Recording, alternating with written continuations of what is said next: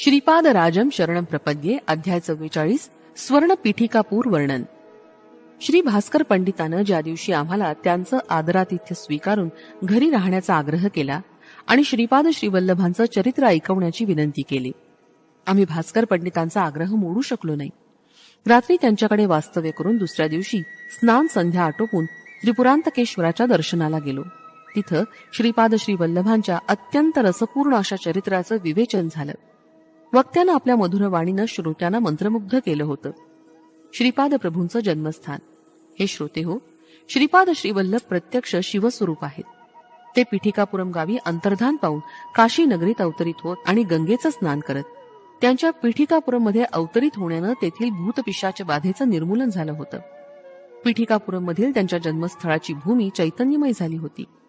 भविष्यात काही शतकानंतर त्यांच्या जन्मस्थळी निर्माण होणाऱ्या महासंस्थानात त्यांच्या दिव्य पादुकाची प्रतिस्थापना होईल. तेथील भूमी जागृत होऊन क्रमाक्रमानं आजूबाजूच्या भूमंडलास जागृत करेल. तेथील जनसमुदाय पीठापुरमच्या परिसरातील दिव्याकर्षणानं आकर्षित होतील. ज्या ज्या ठिकाणी श्रीपाद श्रीवल्लभांनी संचार केला आणि ज्या ज्या ठिकाणी ते संचार करतील त्या त्या प्रदेशात न कळत जागृतीचा प्रभाव दिसतो आणि तसा दैवी शक्तीचा अनुभव येतो. प्रत्येक मनुष्यात पृथ्वी तत्व असतं. हे शब्द, स्पर्श, रूप, रस, गंध या तत्वांनी बनलेलं असतं. योगदृष्टीनं पाहता ज्या शरीरात पृथ्वी तत्व असतं ते श्रीपाद प्रभूंच्या दिव्य करुणाभावामुळे पीठिकापुरम या क्षेत्री निश्चितपणे आकर्षित होतात. यावर मी प्रश्न केला, आर्यावर्तातील लोक त्यांच्यातील पृथ्वी तत्वाच्या जागृतीमुळे पीठिकापुरमला भौतिक रूपानं येतात का? सुवर्ण पीठिकापूर महिमा. श्रीपाद प्रभूंनी मंद हास्य केलं आणि म्हणाले, तू विचारलेला प्रश्न योग्यच आहे. भौतिक दिसणाऱ्या पीठिकापुरममध्ये एक सुवर्ण पीठिकापूर आहे. जितकी भौतिक पीठिकापुरमची व्याप्ती आहे तेवढीच सुवर्ण पीठिकापुरमची सीमा आहे.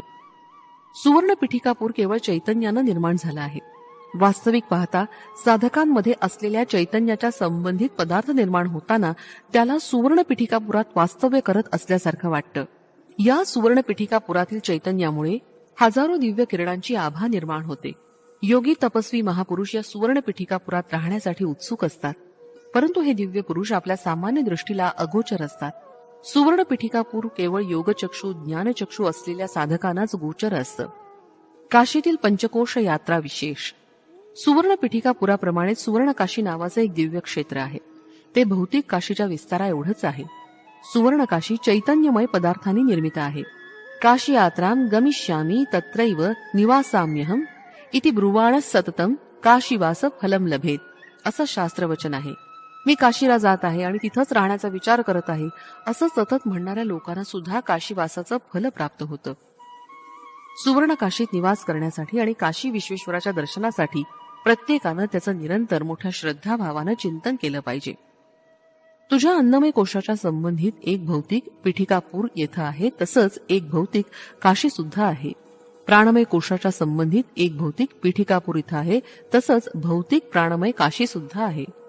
मनोमय कोश, विज्ञानमय कोश आणि आनंदमय कोश या प्रत्येक कोशाच्या संबंधानं एक एक पीठिकापूर आणि काशी आहे.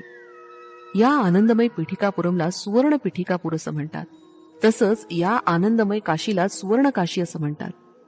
या वक्तव्यावर मी म्हणालो, महोदया, मी अल्पज्ञ आहे. कृपा करून माझ्यावर अनुग्रह करा आणि याविषयीचं सुबोध विवेचन करून सांगा. काही लोक काशीतील पंचक्रोश यात्रेच्या फलाबद्दल सांगतात. ती यात्रा कोणती? माझ्या प्रश्नाचं समाधान करण्यासाठी श्री भास्कर पंडित म्हणाले, बाळा, पंचक्रोश यात्रा म्हणजे भौतिक यात्रा असते.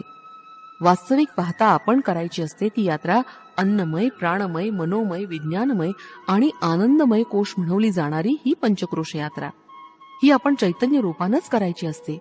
हेच या पंचक्रोशमय यात्रेचं गूढमय दैव रहस्य आहे. श्रीपादांच्या अनुग्रहामुळेच साधकाला पंचक्रोश यात्रा करण्याचं सामर्थ्य प्राप्त होतं. त्यामुळेच पंचभूतांशी संबंधित पंचमहायज्ञ श्रीपाद प्रभूंच्या योगशक्तीनं सिद्ध होतात. या पंचमहायज्ञांचं प्रतीक म्हणून कुरुगड्डीजवळ पंचदेव पहाड सुशोभित केला आहे. दैव रहस्याचं अनुष्ठान ज्यांनी केलं, ज्यांची योगदृष्टी आहे, अशा साधकालाच हे सर्व आकलन होतं. इतर सर्व सामान्य मानवांना याबद्दल काहीच बोध होत नाही. श्रीपाद प्रभूंनी काशीत गंगा स्नान केलं तेव्हा गंगा माता प्रत्यक्ष प्रकट झाली आणि तिनं श्रीपाद प्रभूंना रोज गंगा स्नान करण्याची प्रार्थना केली. त्यावेळी श्रीपादांनी मी दररोज गंगेत स्नान करीन असा वर दिला. त्यामुळं गंगा मातेचं चैतन्य सुद्धा पंचक्रोशात सामावलेलं आहे. तसंच गंगा मातेचं वास्तव्य पंचक्रोशात आहे. यावर मी म्हणालो, महाराज, गंगा माता जलस्वरूप असते ना, मग ती पंचकोशात कशी असेल, मला हे समजत नाही. यावर हसून भास्कर पंडित म्हणाले, बाळा, देवता या मंत्र स्वरूप असतात, त्या भौतिक स्वरूपात नसतात. मंत्र स्वरूप म्हणजे शब्द ब्रह्माचं शक्तिरूप होय.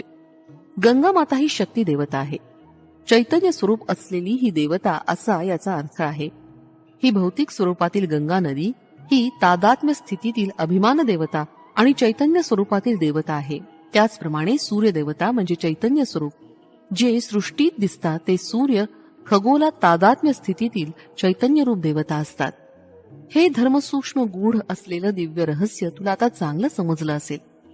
प्रत्येक मानवात जलतत्व असतं. त्याच्या शुद्धीकरणासाठी जलयज्ञ करण्याचा संकल्प करतात.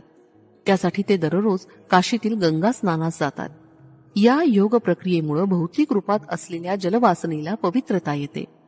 पवित्र अशा नद्या आपल्या अतिपवित्र जलांनी मानवांचं मालिन्य दूर करून त्यांना पवित्रता प्रदान करतात.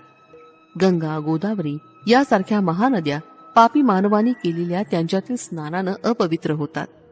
या नद्यांमध्ये जेव्हा चैतन्य स्वरूप महापुरुष आणि पुण्यात्मे स्नान करतात तेव्हा या महानद्या पूर्ववत पवित्र होतात.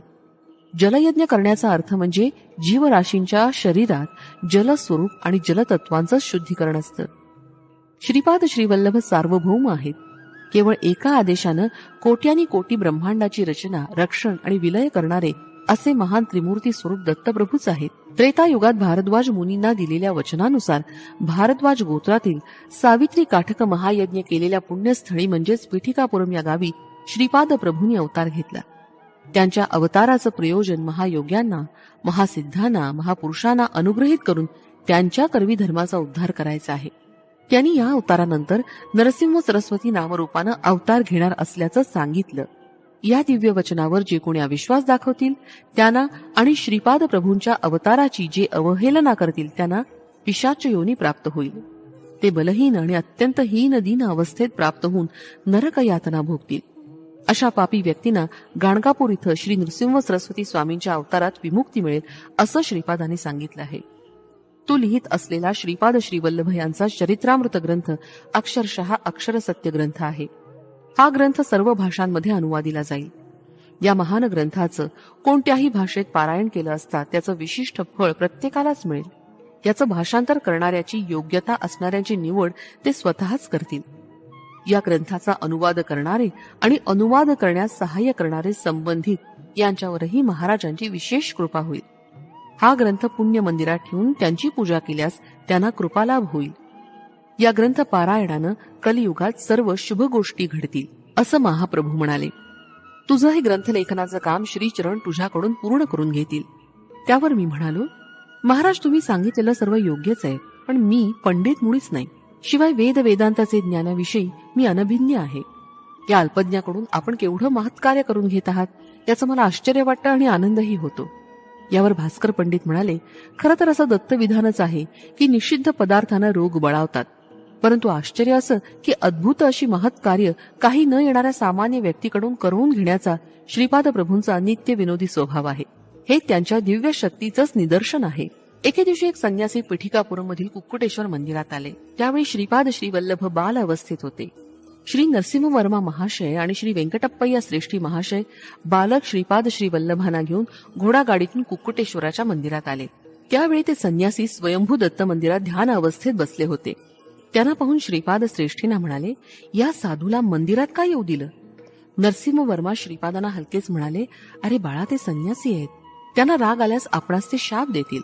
श्रीपाद म्हणाले, म्हणजे यांना राग सुद्धा येतो? तर मासे पकडून ज्यांच्याजवळ माशांचा वास येतो त्यांना का संन्यासी म्हणावं?